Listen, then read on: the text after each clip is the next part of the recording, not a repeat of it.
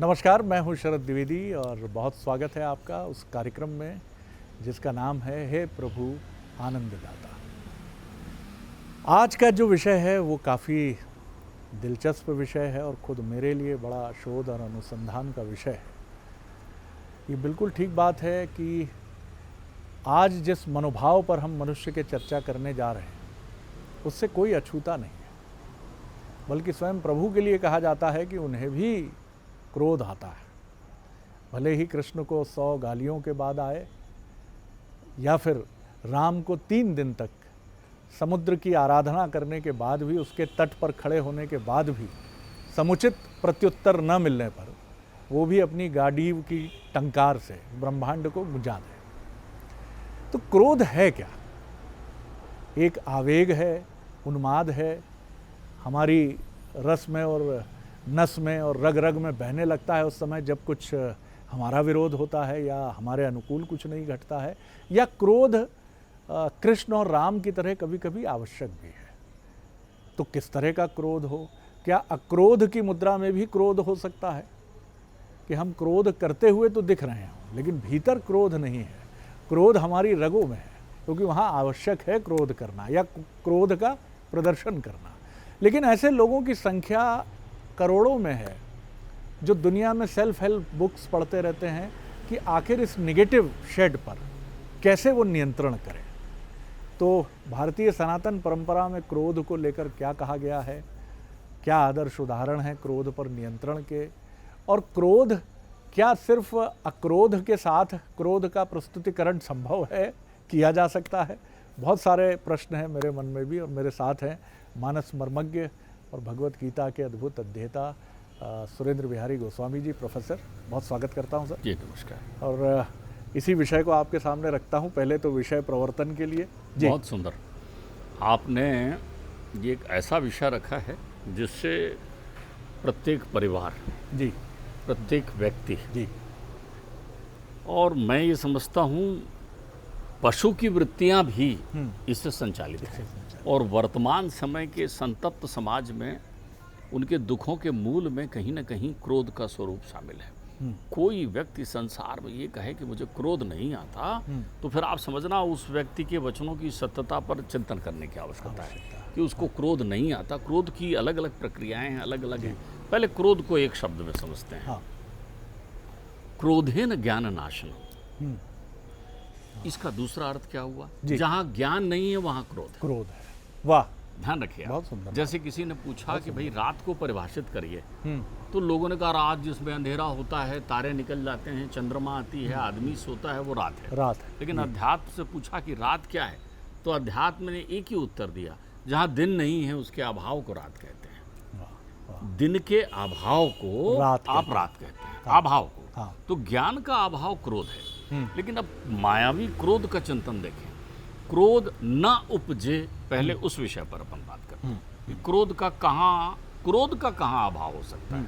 अर्थात पहले ज्ञान का वो विशिष्ट प्रकाश देख लें जिसके कारण क्रोध उत्पन्न नहीं होगा जी। यदि आप 3 बातों का अनुसरण करें तो क्रोध आपके घर के आसपास नहीं आएगा। 3 बातें जिससे आपको क्रोध आ नहीं सकता, आप क्रोध से मुक्त हो जाएंगे जी।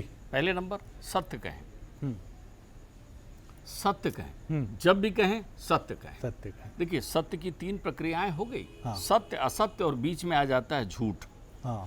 झूठ जो है वो छद्म है जो परिस्थिति जन्य मनुष्य बोलना पसंद करता है। अब एक व्यापारी है, व्यापार में बैठा है, उसको अपना सामान बेचना है, तो वो तो यही कहेगा ना कि राम जी की सौगंध कह रहा हूँ, ये बिल्कुल अभी इतने में लाया हूँ, आप देख लीजिए। तो वो झूठ का एक आवरण हो जाता है जिसमें सत्य जो है होता है, विद्यमानता के साथ होता है, लेकिन उसका वचन जो है भ्रमित होता है, भास तंत्र होता है, तो झूठ है। अभी अपन झूठ छोड़ दें। नरोवा कुंजरोवा को वो कामा लगा के शब्द संरचना में इधर उधर हेर फेर कर सकता है। आंखों को मटका कर गेस्चर पुष्चर देकर अपने भाव से झूठ का समर्थन और विरोध कर सकता है। झूठ होता है। लेकिन अभी कहते हैं हमेशा सत्य कहें। जब भी आप सत्य का संभाषण करने लगेंगे, आपको कहीं भी मैं, मेरा, तेरा और भेद छिपाने और विक्षेप से मुक्त हो जाएंगे आप। सत्य वचन का बहुत संतुष्ट रहेंगे, कोई झंझट ही नहीं। अब सवाल ये है कि आपने कहा कि साहब कन्हैया ने कहा कि मैं नहीं माखन खायो, मैंने ही माखन खायो आपने ऐसा भी बना दिया, मैं नहीं माखन खायो आपने ऐसा भी बना दिया। तो उस प्रपंच से आप मुक्त रहेंगे ना, वो लीलाधारी है। तो संसार की लीलाओं से विक्षेप उत्पन्न होता है और विक्षेप से मैं की अभावता आ जाती है, स्वार्थ परमार्थ, और आपको क्रोध उत्पन्न होता है। तो सत्य कहें, अपशब्द ना कहें। शब्द और अपशब्द में अंतर है। देखिए बहुत सुंदर बात है। अपशब्द ना, बहुत सुंदर, शब्द और अपशब्द। अपशब्द में अंतर है। बहुत सारे लोग शब्द अर्थात वो है जिसका अर्थ हो। शब्द वो कहलाता है जो अक्षर से बनता है, जो उसका अर्थ होता है। लेकिन जिसका अर्थ नहीं होता वो अपशब्द होता है। और आदमी बिना अर्थ के शब्दों को पकड़ कर घूमता है। शब्द कभी चिपकता नहीं है, लेकिन मनुष्य जो है उसने मुझे रे कह दिया, उसने मुझे बे कह दिया, उसने मुझे ऐसा अपशब्द बोल दिया जैसे वो चिपक गया हो, विक्षेप उत्पन्न कर दिया तुरंत, तो आपके अंतर्चित्त में क्रोध आ जाएगा। तो अगर आप अपशब्द का प्रयोग नहीं करेंगे, शब्द का उपयोग करेंगे, तो मीठा बोलेंगे। इधर सत्य बोल रहे हैं, उधर मीठा बोलेंगे। आपके वचन में वो एक भाव आ जाएगा। आप किसी को बड़ी आत्मीयता और सम्मान से बात करेंगे, एक मधुरता का एहसास रहेगा। कोयल की कूक गूंजने लगेगी आपके घर में यदि आप अपशब्द नहीं करेंगे। आपको श्रम नहीं लगाना पड़ेगा, जोर से बोलना नहीं पड़ेगा, क्योंकि जब भी कभी आप शब्दों का प्रयोग करते हैं तो मध्यम करते हैं। हमारे प्रत्येक शब्द जो हैं, अकार विकार मकार ककार जो भी हैं, जितने प्रकार के, उनकी एक वैरायटी है, उनकी एक संरचना है बोलने की। तो आप अपशब्दों का प्रयोग न करें, क्योंकि अपशब्द बोलने से आप कौन से दोष में आ रहे हैं? तीसरे दोष में। व्यर्थ ना कहें। व्यर्थ बोलना अनर्थ की निशानी है। सारी चीजें, सारे अनर्थ जो हैं वो व्यर्थ से उत्पन्न बहुत अच्छा सूत्र है। व्यर्थ अनर्थ। व्यर्थ ही अनर्थ है। अनर्थ कहाँ से शुरू हो गया? अपशब्द से। अपशब्द क्यों आ गया है? सत्याभाव के कारण। जब सत्याभाव नहीं है तो आप अपने आप को सिद्ध करने के लिए जोरदार शब्द लेकर आने की कोशिश करेंगे। कोई बार बार आपसे कहे कि देखिए आप असत्य बोल रहे हैं, तो आप क्रोधित हो जाएंगे तुरंत। क्या बात करते हो? आप जोर जोर से बोलने लगेंगे, और जोर जोर से बोलने लगेंगे तो अपशब्द बोलने लगेंगे, और अपशब्द बोलने लगेंगे तो व्यर्थ बोलने लगेंगे। व्यर्थ को ही बोलचाल की भाषा में बकवाद कहते हैं। बकवाद कहते हैं। देखिए, वाद की उत्पत्ति इसी बकवाद से होती है। तर्क होता है, तर्क बहुत अच्छी बात है। तर्क सम्मत कोई भी बात करेंगे तो वहां शास्त्रार्थ होगा, लेकिन जब आप कुतर्क करने लगेंगे तो वहां शास्त्रार्थ नहीं, वहां लड़ाइयां शुरू हो जाएंगी। तो आप जो है व्यर्थ ना बोले। तो बहुत सारे ऐसे व्यर्थ के शब्द लाते हैं। एकदम बुद्ध जब संभाषण करते थे तो उनकी आवाज गुंजायमान होती थी। उनके एक एक शब्द जो है, उस समय तो माइक नहीं था ना, परमात्मा जब बोलते थे, आप सोचे महाभारत के उस वातावरण में उस तरफ लाखों सेना खड़ी है, और जब कृष्ण और अर्जुन संवाद कर रहे थे, वहाँ शब्दों की पूजा चल रही थी, सत्य का प्रकाट्य चल रहा था, तो उनकी आवाज़ जो है अमृत वाणी की तरह गूंज रही थी। जब भी आप मधुर बोलेंगे, आपकी वाणी कृतकृत हो जाएगी। फिर मधुर बोलने वाला यदि भगवान का नाम ले या ना ले, अमृत का फल उसको सुनिश्चित है। तो आप मधुर बोलें, तो आप बकवाद ना करें। अब आते हैं अपन क्रोध में। ध्याय तो विषयान चिंता।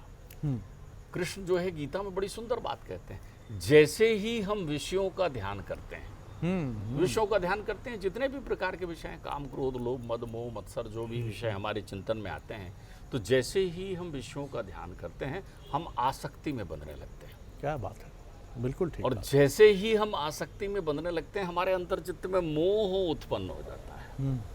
और जब मोह की फलश्रुति हमारे अनुसार नहीं होती तो ज्ञान नष्ट हो जाता है, और वहां पर क्रोध उत्पन्न होता है। तो देखिए, क्रोध जो है मूलतः, आप ये मानकर चलिए, मेरे पिताश्री तो एक बहुत अच्छी बात कहते थे, क्रोध भूत है। क्रोध भूत है। तो मैंने कहा भूत यानी अतीत वाला भूत? अरे बोले नहीं, वो बड़ा विस्मयकारी स्वरूप वाला, वितंडावाद उत्पन्न करने वाला वो महादैत्य है क्रोध। बोले वो क्षणिक किसी को जकड़ता है। जब भी उसके मस्तिष्क में विषयाशक्ति उत्पन्न हो जाती है और महता उसके अंतर्चित्त में आ जाती है, और वो संभाषण जोर जोर से करने लगता है मैं के विरक्त में, तो उसके अंतर्चित्त में उस दैत्य का प्रवेश होता है। ध्यान रखिए, जैसे एक शराबी व्यक्ति आपके पास बैठकर शराब के नशे में मदहोश है और घर के दरवाजे में खड़े होकर के नाना प्रकार के चिल्लाने पीटने लगता है, तो क्या आप उठकर जाकर उस शराबी को मारना पसंद करते हैं? अरे बेचारा, वो तो आप कहते हैं वो बेचारा नशे में है, उसको मालूम नहीं है करके मदहोश है वो। ध्यान रखिए। तो क्रोध वाले व्यक्ति में की एक विशेषता है। अब आप अंग्रेजी में मैं आपसे कहूँ हाउ टू कंट्रोल क्रोध को कैसे हम नियंत्रित करें, इसका बड़ा छोटा फार्मूला है। क्रिया की प्रतिक्रिया मत दीजिए, क्रिया की प्रतिक्रिया मत दीजिए, तो क्रिया संबंधित वाले को जाकर लग जाएगी। एक व्यक्ति आकर आपको अपशब्दों का आदान प्रदान कर रहा है, खूब आपको अपशब्द बोल रहा है, आप मुस्कुरा कर उसकी तरफ देखते रहिए। देखिए, अन्वय व्यतिरेकाभ्याम का सिद्धांत चल रहा है यहाँ पर।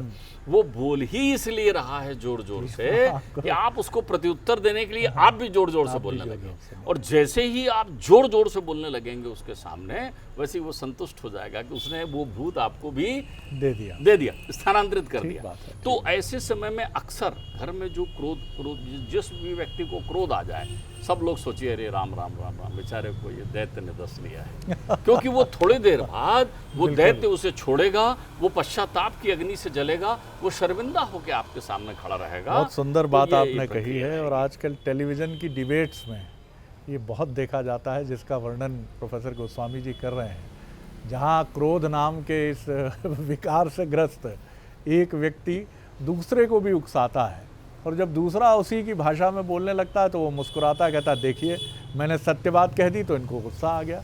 तो ये बहुत सुंदर बात है कि आपको कमज़ोर करने के लिए भी कई बार आपके भीतर क्रोध उत्पन्न किया जाता है। गुरु नानक जी का एक बड़ा सुंदर प्रसंग मुझे याद आता है, जैसा प्रोफेसर गोस्वामी ने कहा कि एक बार कुछ सैनिक आए और वो सो रहे थे, और उनसे कहा कि तुम्हारा पैर एक ख्याति लब्ध तीर्थस्थल की तरफ है, अपना पैर इस तरफ मत करो। उन्होंने बहुत विनम्रता से बिना ज्ञान को गंवाए उन्होंने उत्तर दिया, तो ठीक है भाइयों मित्रों, मेरा पैर उस तरफ कर दो जहाँ ईश्वर ना हो। अब उन्हें समझ ही नहीं आया कि इसका उत्तर क्या दिया जाए। तो ये बहुत सुंदर बात है कि ज्ञान का हास, ज्ञान का नष्ट होना क्रोध की उत्पत्ति है। जब आप असत्य बोलते हैं तब क्रोध उत्पन्न होता है, जब आप व्यर्थ में कुछ बोलते हैं तो अनर्थ उत्पन्न होता है। तो ये बहुत सुंदर प्रसंग है।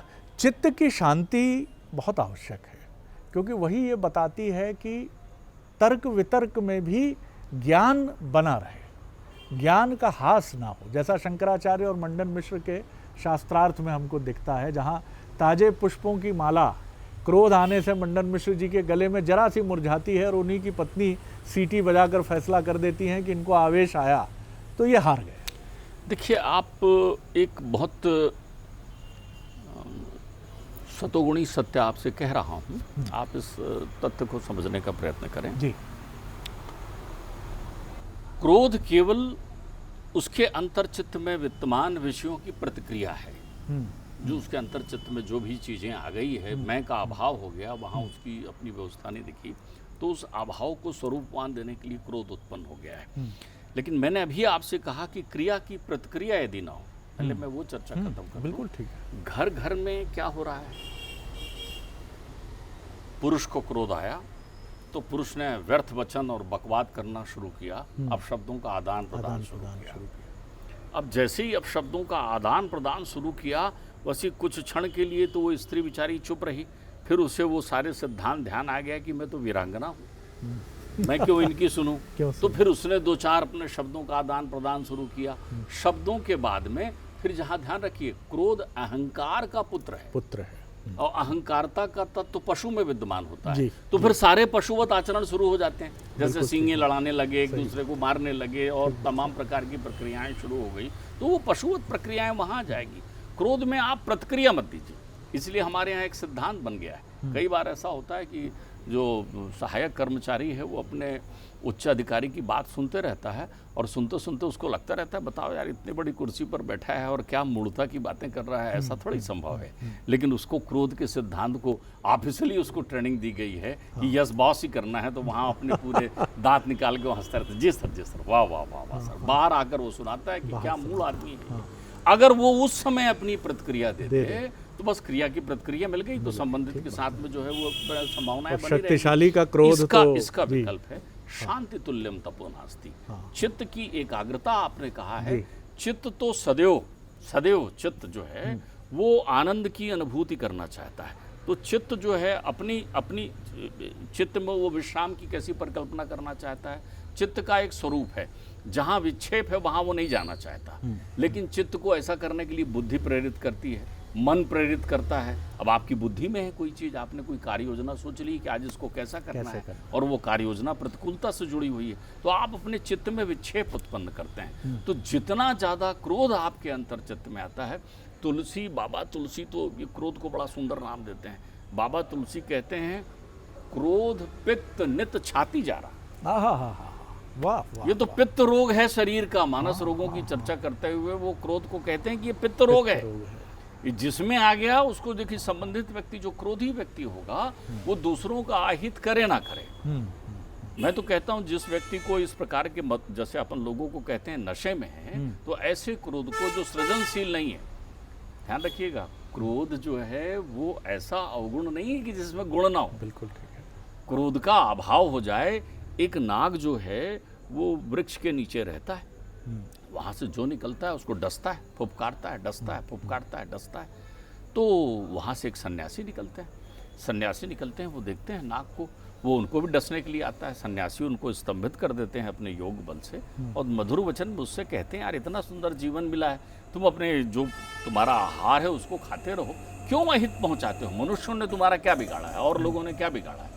अरे बोले साहब मैं काटूँ ना तो काम ना चले। बोले नहीं नहीं, काटना तुम्हारा काम है, तुम आहार ग्रहण करो, तुम अपना खान पान करते रहो और इस प्रकार से काटना बंद कर दो। अब उस सर्प को सन्यासी की बात बहुत अच्छी लग जाती है। ध्यान रख लेना, क्रोध भी वो वही विषधर है। अब जब बहुत अच्छी लग जाती है, अब सन्यासी वहाँ से चले जाते हैं, गांव गांव घूमते जब लौट के आते हैं तो देखते हैं वो अधमरा सा सांप पड़ा हुआ है, छोटे छोटे बच्चे उसको पत्थर मार रहे हैं और वो अधमरा हो गया है। तो सन्यासी कहते हैं, अरे भाई तुम इतने बड़े सर्प, इतने विषधारी, तुम्हारी ऐसी दशा क्यों होगी? बोले महाराज मैं आप ही को देख रहा था, आपने कहा था किसी को काटना नहीं, मैंने काटना बंद कर दिया, तो इन लोगों ने जो है मेरी ये दशा कर दी है, ये तो कुछ किसी काम का नहीं, मार मार के मुझे अधमरा कर दिया है। सन्यासी ने कहा, मैंने तुझे काटने मना किया था, फुफकारने थोड़ी मना किया था।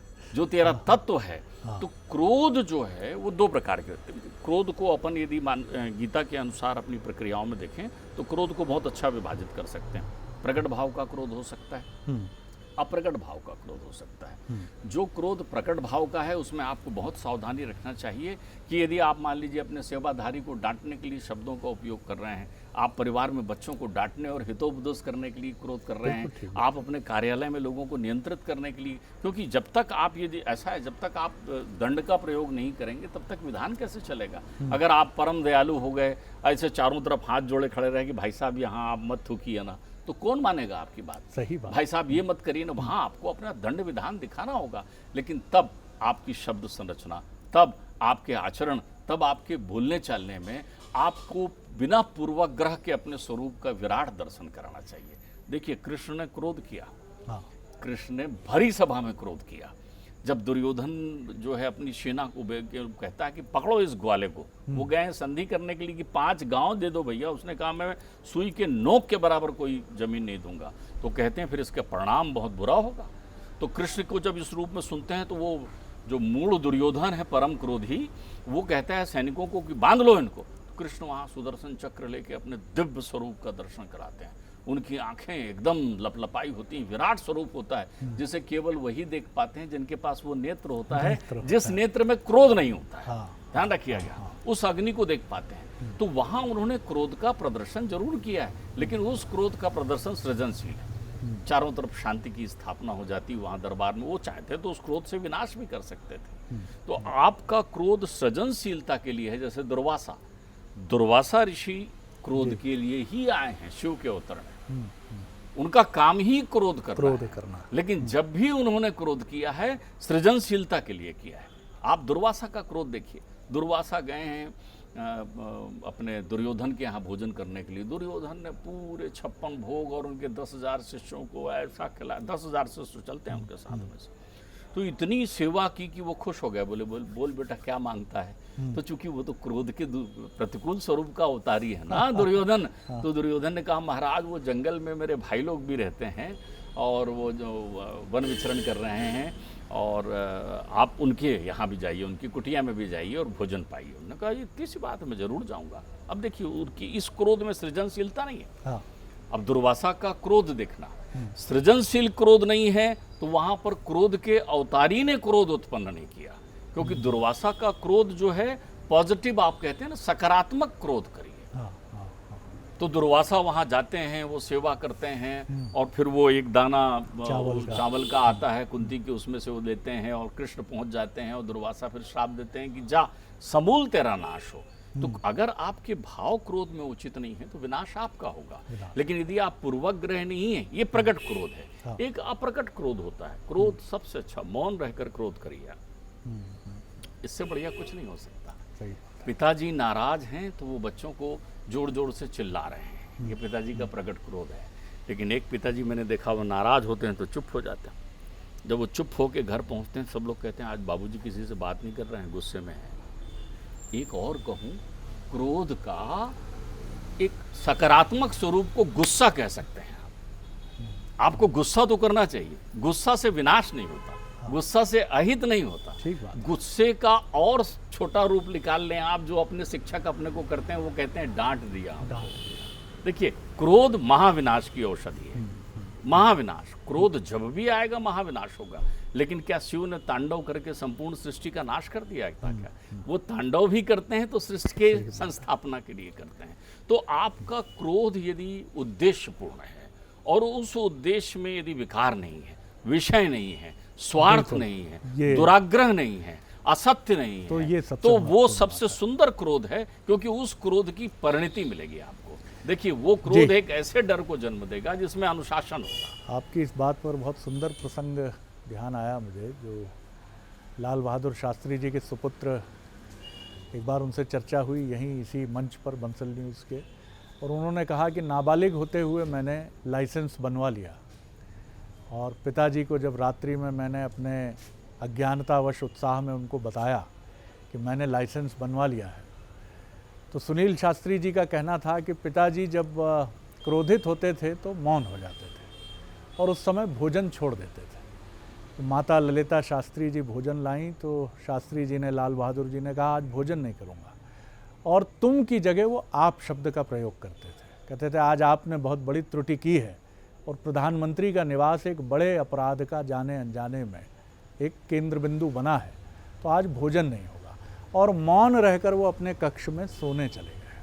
अब इसकी अनुगूंज इतनी भयानक थी, चाहे वो माताजी हों या पुत्र हों, और अगले दिन जो होना था वो तो हुआ ही, लाइसेंस रद्द हुआ, बहुत डांट फटकार की कोई आवश्यकता नहीं पड़ी।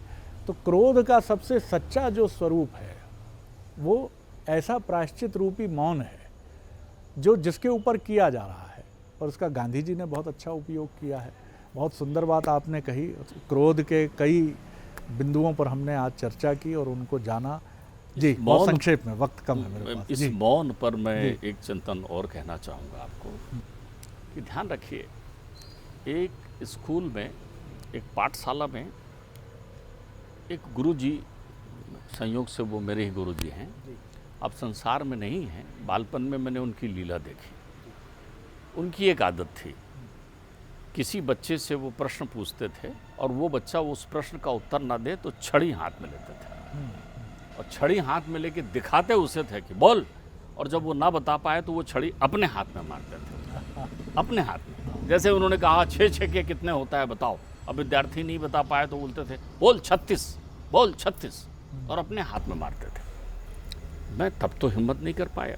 जब मैं खुद नौकरी में आ गया, गुरुजी के दर्शन करने पहुंचा, तो गुरुजी उसी आत्मीयता से मुझे मिले। मैंने गुरुजी से कहा कि गुरुजी आपसे बस एक बात पूछनी थी कि आप छड़ी तो उठाते थे, आप छड़ी दिखाते भी थे, लेकिन आप छड़ी खुद क्यों मारते थे? बोले देखो ऐसा है, मैं शिक्षक हूँ, मेरा काम है कि बच्चों को शिक्षा देना।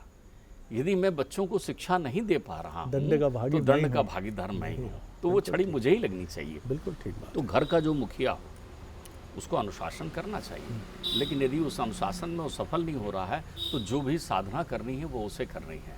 एक बच्चा है, एक युवा है जिससे गलती हो गई है, तो अगर गलती उस युवा से हो गई है तो उस गलती की माफी केवल एक है, प्रायश्चित। और प्रायश्चित का अर्थ है तपो न तप्तम वैमेव तप्ता। आप स्वयं तप्त होकर कंचन की तरह दिख रहे हैं। क्रोध वो अग्नि है जिसमें समाहित होकर आप अपने स्वर्णमयी स्वरूप को प्राप्त कर सकते हैं। गांधी ने यही उदाहरण प्रस्तुत किया। अक्सर ये सवाल लोग उनसे पूछते थे कि चाहे दंगे हों या फिर कोई भी ऐसा अघटित कर्म हो जिससे गांधी जी असहमत होते थे, तो वो स्वयं को क्यों कष्ट देते थे। क्यों वो खुद उपवास पर बैठ जाते थे। बिल्कुल ठीक बात है, क्योंकि आपका उपवास उन लाखों लोगों को जो अपने कर्म से विरत होकर क्रोध में आकर, आवेग में आकर गलत कृत्य करने की तरफ चले गए थे, उन सब का प्रायश्चित आपके प्रायश्चित से जुड़ जाता है। यानी घर के मुखिया से, ये मुखिया राष्ट्र का भी हो सकता है और ये घर का भी हो सकता है, समाज का भी हो सकता है। बहुत ही विचारणीय प्रश्न है, इस पर ज़रूर विचार करिएगा। बहुत धन्यवाद करता हूँ प्रोफेसर गोस्वामी जी, और अगले एपिसोड में हम एक और नए विषय को लेकर फिर उपस्थित होंगे।